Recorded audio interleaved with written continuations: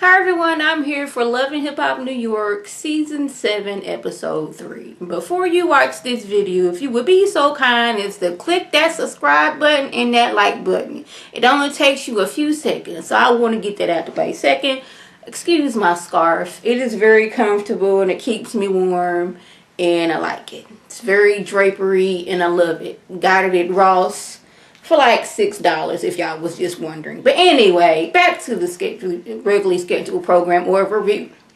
We got DJ DREWSKY and his girlfriend Sky. They working on a new business venture.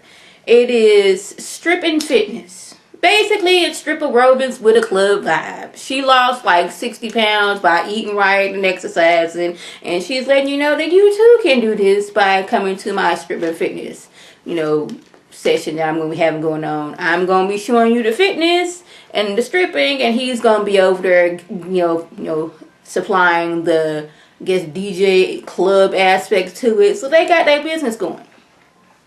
This is when Bianca calls. Now, y'all know Bianca has made it her mission that she's ready to steal DJ DREWSKY from his girlfriend. Like, I'm going to steal somebody and have him be with me, and I'm just going to, I guess, hope and pray that he don't do the same thing to me.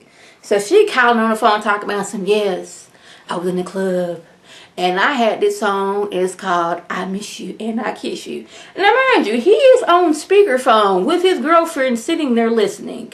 And when they met up later on in the episode, it was so completely staged. Like, y'all met up in a side of town that his girlfriend don't know nobody or don't tend to go to. She's walking down the street grinning like a Cheshire cat.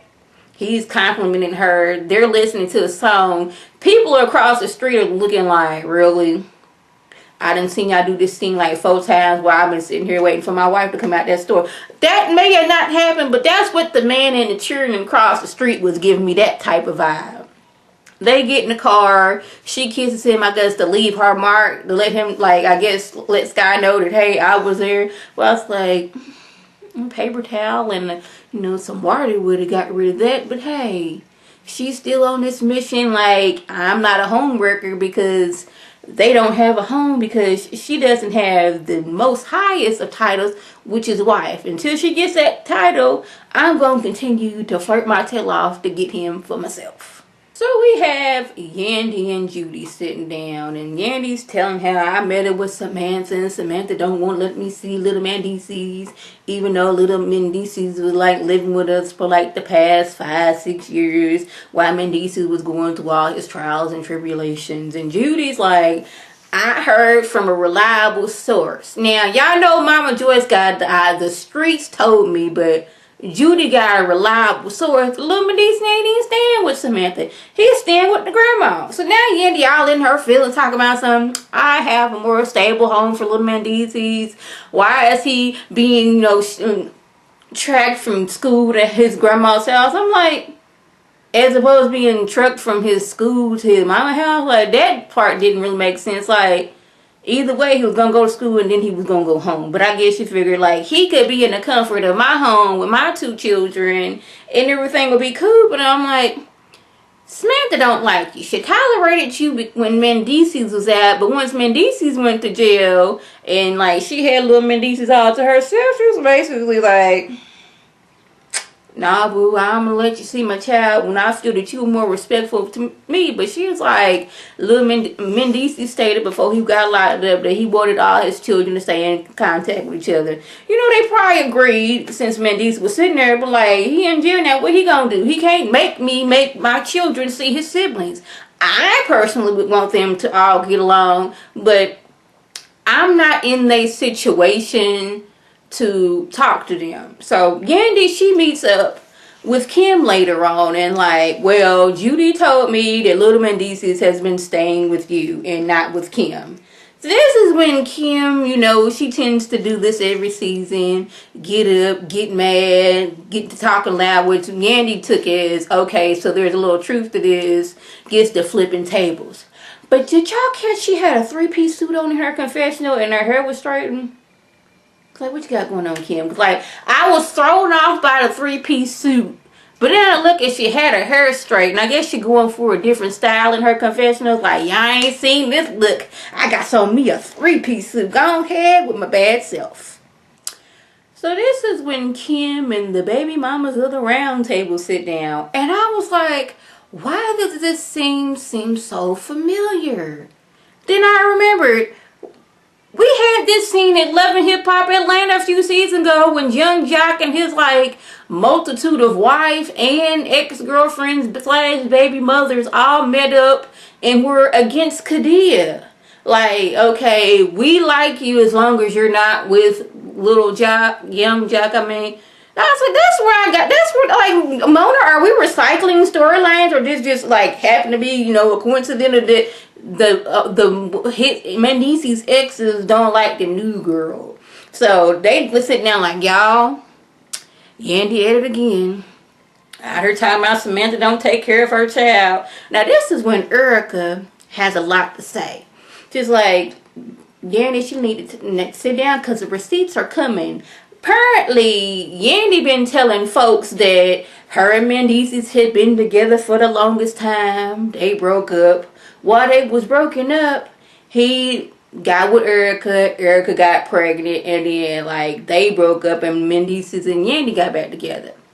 But let Erica tell it like, no, her and MENDEECEES was happily together.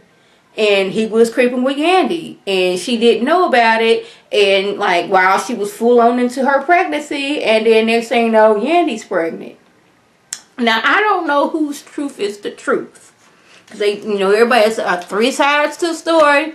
That side and the truth. But then she get to talking about some Yandy wanted her baby stomped out of her. I was like, see, that's you wanted this baby, this innocent baby ain't got nothing to do with nothing, to be stomped out of somebody's stomach because you mad because the man you was allegedly cheating with got somebody pregnant, his girlfriend pregnant. That she was like, how you mad at me that I got pregnant by my man?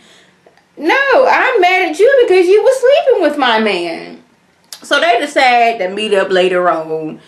They was like, we need to get to the bottom of this. We don't want Yandy nowhere in the facilities of what's going on, because when Judy and Yandy get together, they like the Wonder Twins and their powers are activated into full on. So they get to sit down. They want to know, well, Yandy said that you said that this happened. She was like, this ain't even about what Yandy said. This is about my grandchildren and all of them getting along. And Samantha, you are doing better as a mother now than you was a while back. Now, why she say it like that? Because now it's like, see, you always throw a shade. But she was like, basically, you wasn't a good mom a while back. This is the truth. Like, don't get mad because you was acting like that. This is when Kim starts to go off. And Judy lets her know, look here. You've been doing this for the last 3 seasons. You get mad because of what somebody said about the way your daughter Samantha was acting a long time ago. And then you get the flipping tables and go ahead and hush that.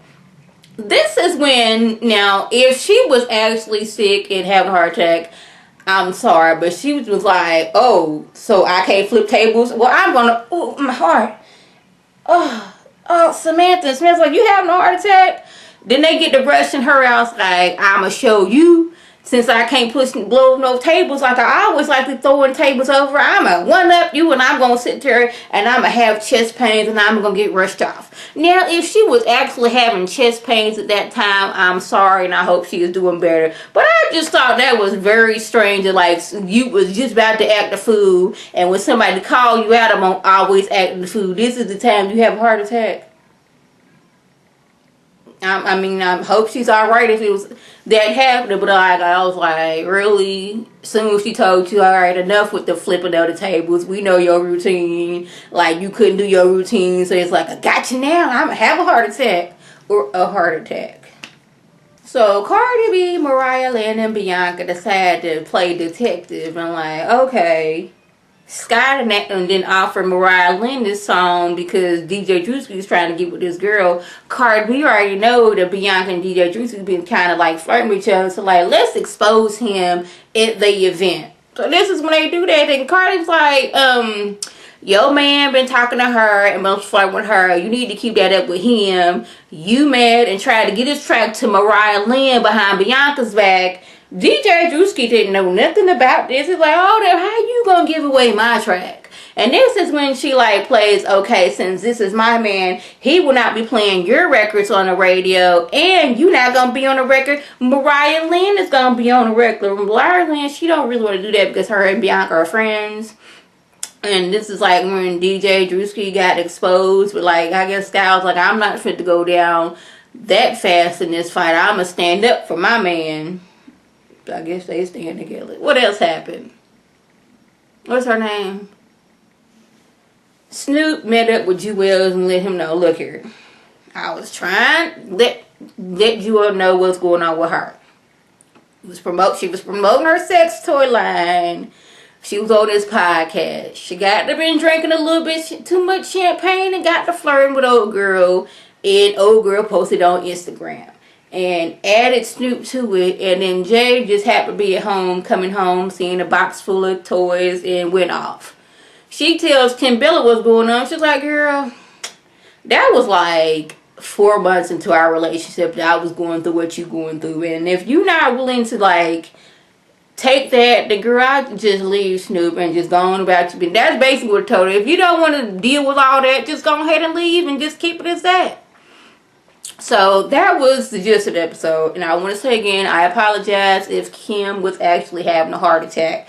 But I think it was very, coincidence at the time that you was 2 seconds off of flipping said table over, that now you was going into like having heart troubles. But again, if it was real, I'm sorry that I made fun of you about that. So that was the just went on. If I left anything out, by all means, leave a comment or video response. Like I always want to thank my subscribers and the people watching my videos. I want you to like this video, comment, and subscribe. And share this video with your friends on Facebook, Twitter, Instagram, and here on YouTube. This is Lady T signing off. Have a good one.